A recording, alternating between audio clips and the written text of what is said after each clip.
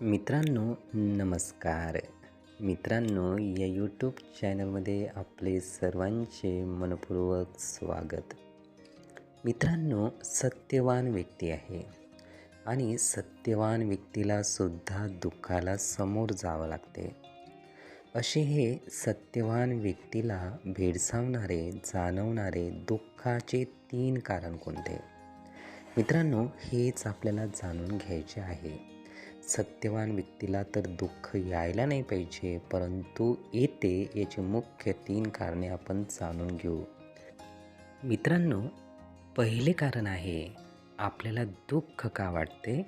तर स्वतःहून जास्त दुसऱ्यांची काळजी आपण घेत असतो.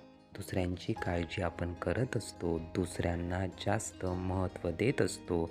यामुळे दुःख आपल्याला येत असते.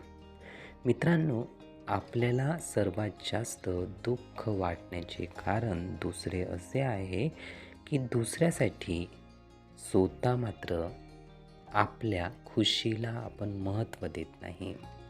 आपण आपल्या खुशीकडे, आनंदाकडे, समाधानाकडे दुर्लक्ष करतो. आपण त्याकडे लक्ष देत नाही. खुशी आपल्याला कोणत्या गोष्टीतून मिळेल याकडे सतत आपले दुर्लक्ष होत असते.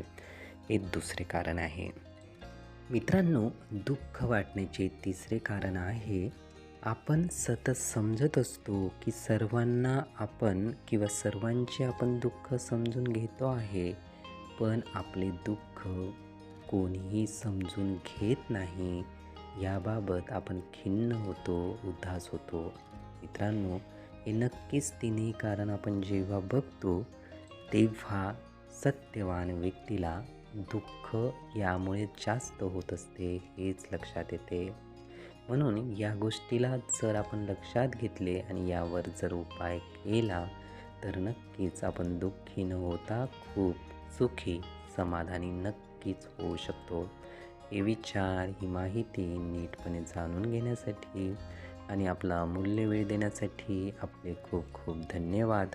आपले जीवन खूप सुखी, सुंदर, आनंदी आणि यशस्वी होण्यासाठी आपल्याला भरभरून खूप खूप शुभेच्छा.